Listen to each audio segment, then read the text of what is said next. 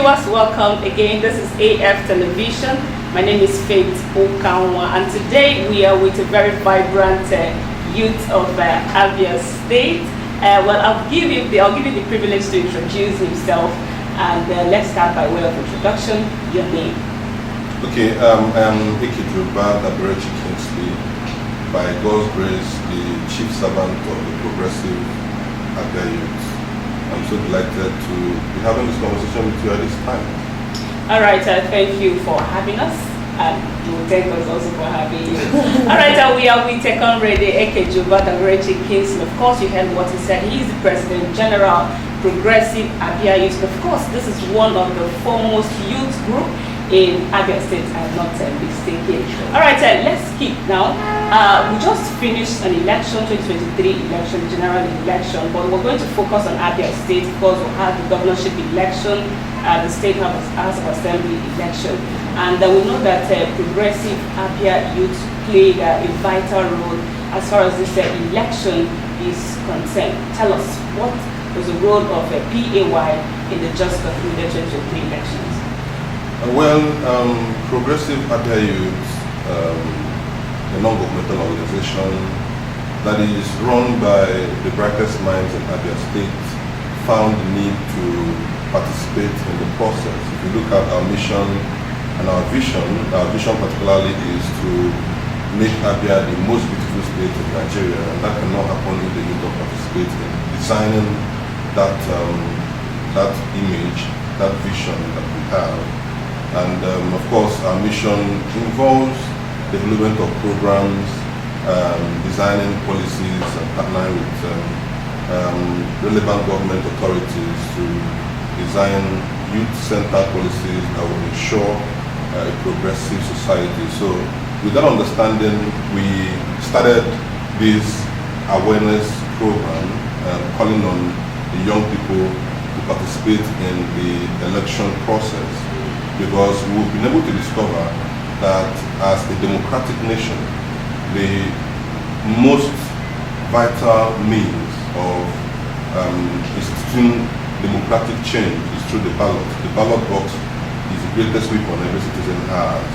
And so, because of that, we had to mobilize our people, mobilize the youth of Abia in their numbers, and some other organizations saw our direction. Some other organizations saw that we represented that youth movement that is non-partisan, that is well-grounded, and has a very clear vision. So these organizations came in, the likes of African Primary Healthcare Foundation, Nigerian Physicians Advocacy Group, NPAD, Organization for Impact and Reform, which I'm a stakeholder as the Director of Operations, 100 Igbos Incorporated, Ready to Lead Africa. All these organizations came together to drive this initiative. And so we started from formulating a project which we termed voter registration exercise tagged Soronto. The concept was designed as a call to action for everybody to come out and vote. But in that phrase, Soronto is an Igbo word that means come and vote with me. So we had these young people, mobilized these young people, about 170 of us, going from community to community to tell people to come out and vote with us. In all the local governments? In all the local governments in Abia State, 17 government areas. And this happened for a period of about 90 days, from February to May 2022. So we started that initiative, and we had these young people going around with their gadgets, laptops, computer system, the MiFi and all of that. And then we also have some of these organizations coming to provide some incentive in the form of medical outreach, such that when people come to register, they get their blood pressures checked, their blood sugar level, and then they get professional advice. So that also helped people to come out to register. That was how we started that intervention process. And then we're going out to telling people, we already have our PVCs as young people, and you know we are from this state, this is our state. We believe that if we all come out to play a role, to participate in the process, we should be able to engineer an election in Abia that will be free, fair, and credible, and be a true reflection of the will of Abia people. And so that was the message we're sending across, and that effort yielded tremendous results. In the course of that 90 days intervention program, in partnership with INEC, we were able to register about 74,299 voters in Abia State, new voters. The total number of voters registered in Abia State, according to the data available to INEC, you can check that, you can verify that on INEC, but that was around 130-something thousand. So what that means is that we, through our intervention, were able to capture more than 60% of the total number of registered voters in Abia in the course of the last registration phase. That was where our intervention started. Having registered these people, we also went on to partner with INEC to ensure that these people got their PVCs. We started a PVC distribution and voter education program using the same model that engaged these young people to go down and then tell these same people that were managed to register to come out and do their PVCs. And we were able to distribute both the old and new PVCs. We distributed more than 150,000 PVCs in Abia alone. So that was a milestone.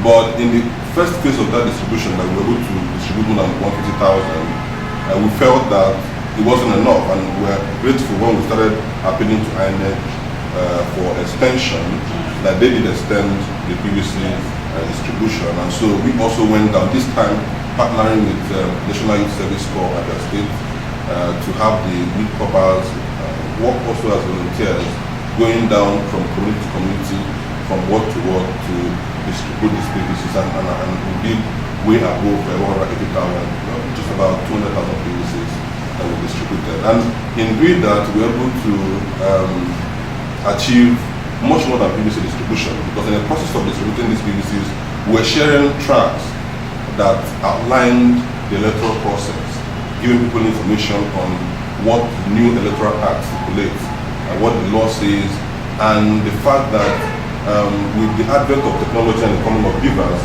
people's vote will count. And people really bought into that. In fact, we're telling them that when they go to vote on election day, if the presiding officer does not upload the result, they should not allow them to leave. And and I'm sure you follow the election proper, you find that in some places, in most places, people insisted that those results must be transmitted before the INEC staff left the polling unit. So these were some of the interventions that we had, and we are grateful to Abia people for buying into the message. And of course, we also had continuous engagements with the media. Grateful to Abia Fact for being a progressive partner in this regard. You guys covered a couple of our programs. I remember vividly the one we did at Omawa Russia. That is our takeoff phase. Abia Fact's platform was there, and we had a very, very wonderful outing.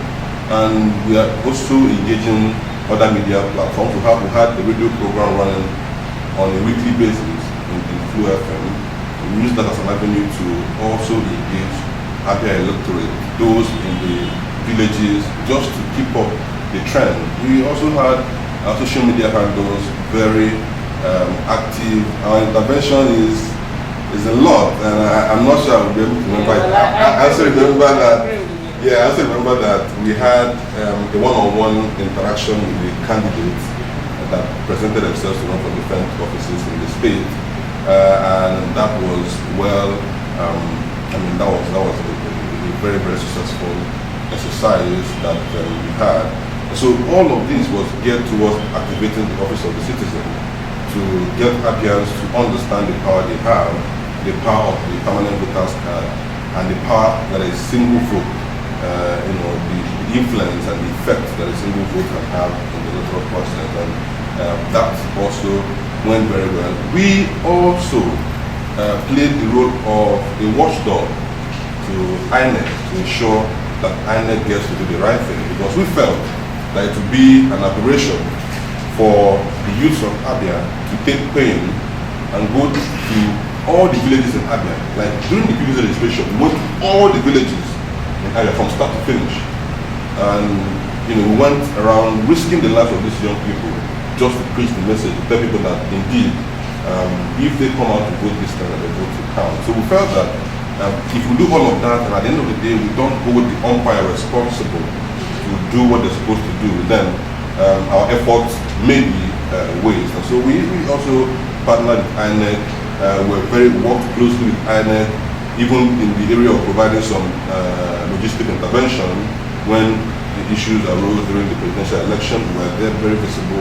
Even during the governorship election, when some other issues also came up with results from Obingo and all of that, we also came out to stand our ground and use our voice, which is what we have, to say that for us, we cannot stand and watch our efforts, which took us pain, took a lot of resources, and a whole lot of time for us to achieve. So we couldn't stand that, and we said that for us in Abia, for the youth particularly, the vote of Abians must count, and we're not ready to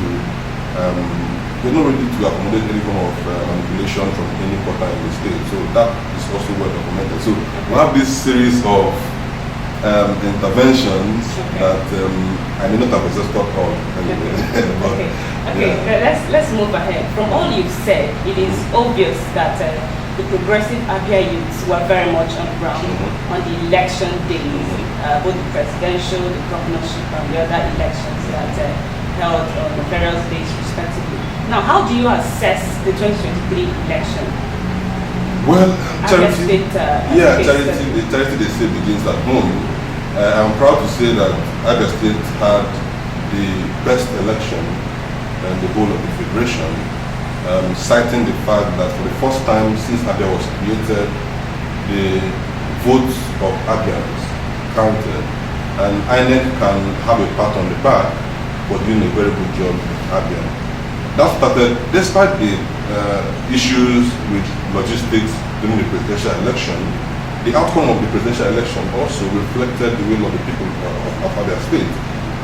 Same with the National Assembly elections. And in fact, it started with the presidential and National Assembly election. That was where people saw that indeed people's votes can actually count. And it was a very, very, very wonderful exercise. So for me, the election conducted by INEC Abia State on 25th of February and 18th of March 2023 remains the best election has ever been conducted in this state since you think it was free and fair?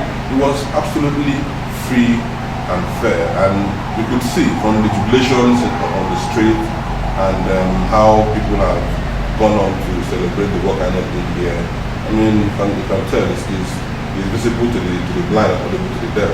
The testimonies that has come out of that exercise. All right, moving ahead now, we have a new sheriff in town. Yes, he will be inaugurated formally by May 20. Now we're talking of Dr. Alex Oti of the Labour Party, who is currently the Abia State governor-elect. And of course, he was declared after that governorship election in Abia State. Now he is going to take over power from the PDP. Of course, we know that PDP has been in the state for a couple of years now, and this is a new government coming. What would be your advice to Dr. Alex Oti as far as governance of Abia State is concerned? What is the advice of the youth? What is the expectations? What are the youth? What are the Abia youth expecting from Dr. Alex Oti? Well, thank you very much. I mean, that question is a very timely question. I will start by saying inclusion.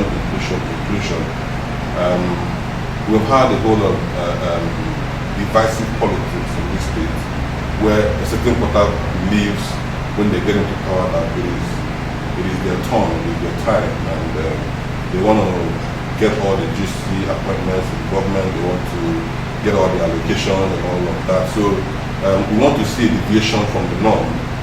We, like I've outlined, paid the price for this to happen. So we don't see this victory as an Alex Oti victory. We see it as a victory for Abia youth, a victory for Abians in general. And so in that light, we had a very robust conversation yesterday with progressive Abia youth and stakeholders across the 17 LGAs, and the focal point of that conversation was on what we expect from the incoming administration. We identified 12 priority areas which we call pillars of interest. And these areas include infrastructure, security, welfare, education, healthcare, agriculture, sports.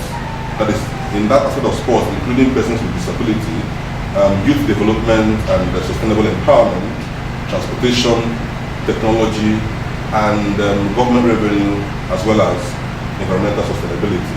So we had a robust conversation around all of these concepts, and we are working on a document that we're going to be submitting to the governor-elect that should contain our, our priority areas and give him some kind of feedback on what the youth expect. So first, in the area of infrastructure, just to be very brief in that, we expect a total transformation of the infrastructural sector of Abia State.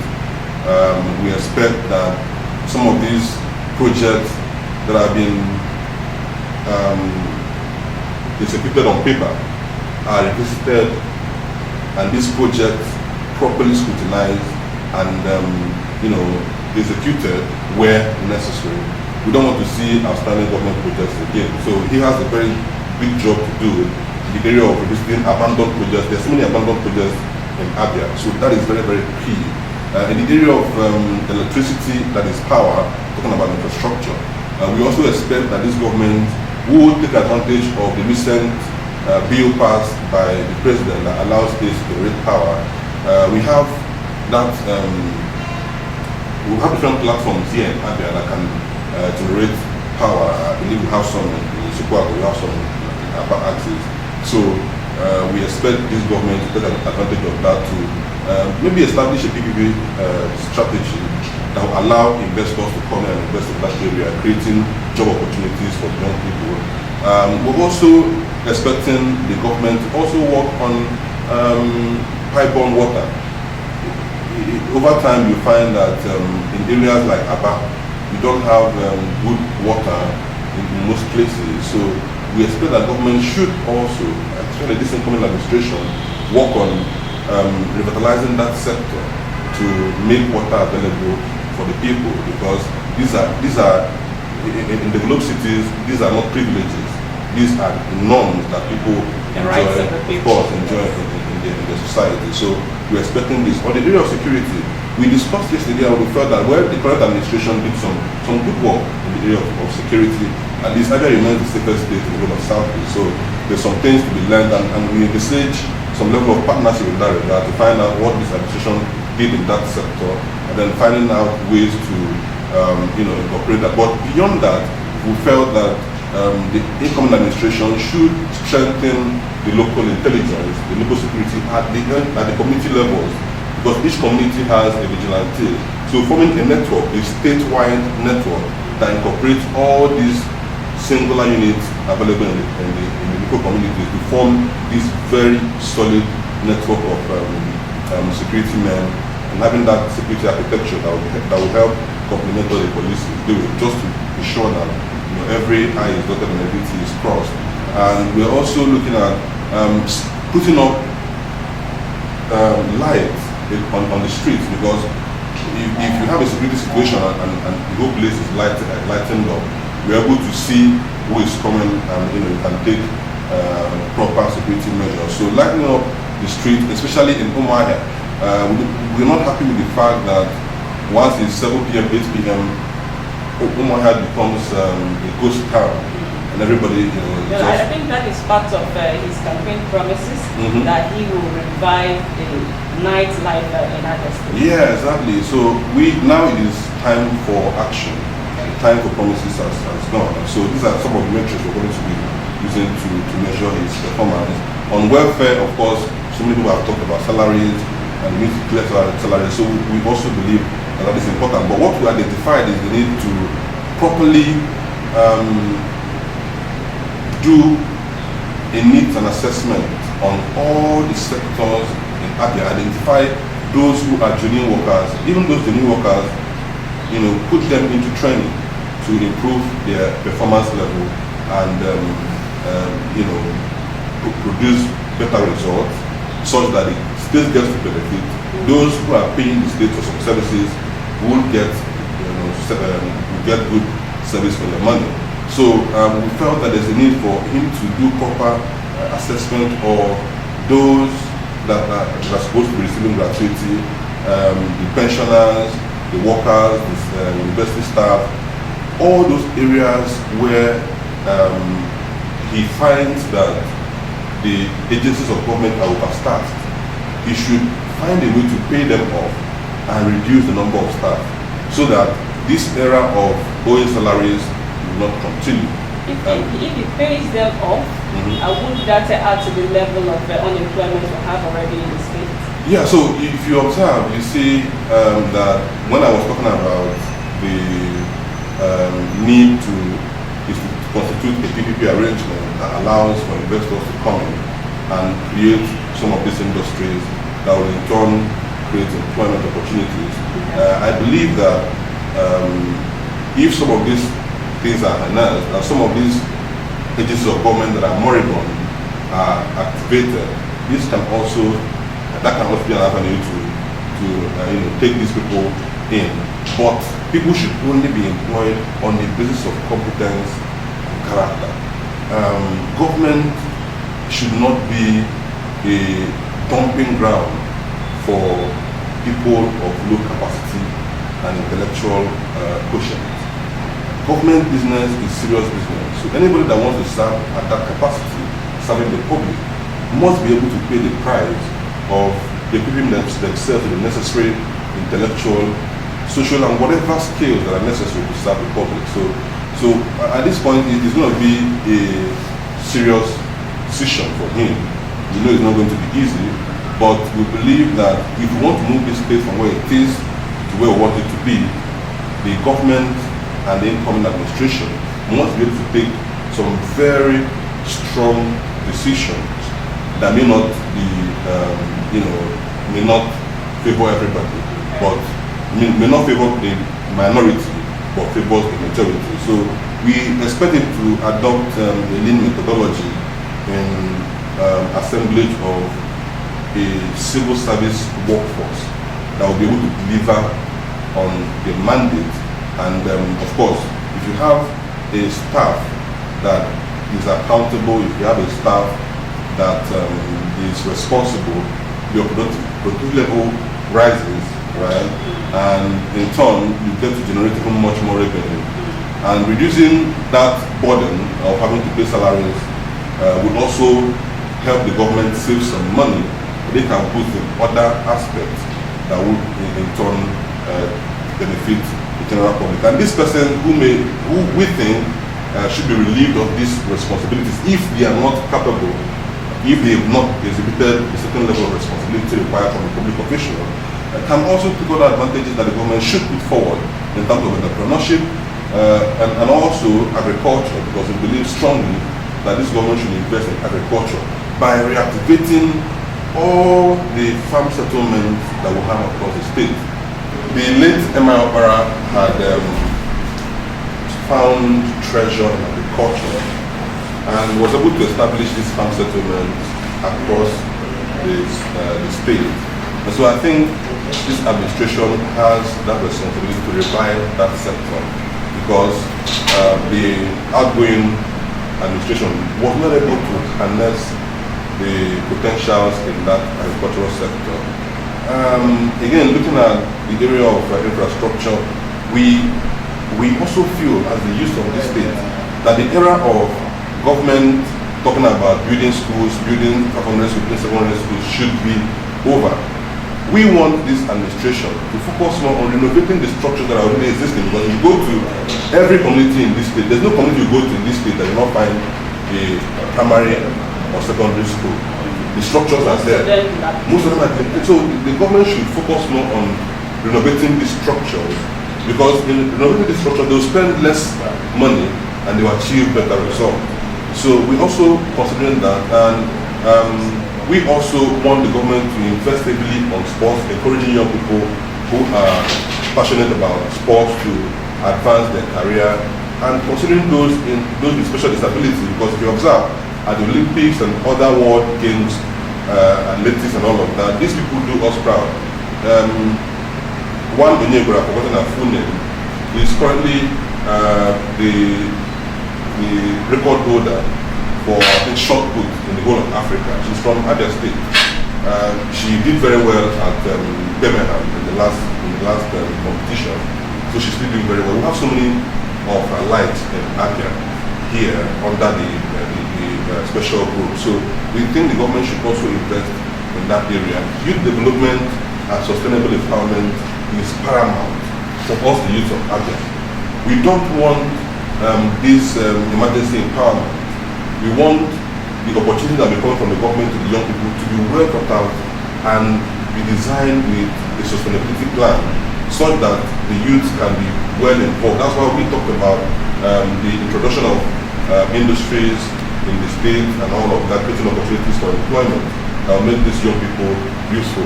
For us as progressive Abia youth, we have very vibrant guys that are tech savvy, and we'll be willing to have these guys work with the government in certain areas that will feel need automation. I mentioned the main strategy that will help reduce waste in different sectors of leadership and governance in the state. Introducing technology in some of these sectors, which we will have well documented in that piece that we're going to give to the governor-elect, will help cut down costs in those areas and help the government save up some money to do other things. So bringing technology into play in our education sector, not just buying computers, but having to get these young people, which is very also common. We feel that a lot of young people in this state who are tech savvy, they can be also engaged as teachers to teach technology in this secondary, in the basic setting, such that the young people are able to learn these skills and compete with their mates when they go out there. So we believe that technology should form a very solid foundation of this administration. The transmission sector, we also believe, should also raise revenue. We talk about automation. We envisage a full automation of the transport sector and a situation where we have at least street lights in the major spots in the state to build that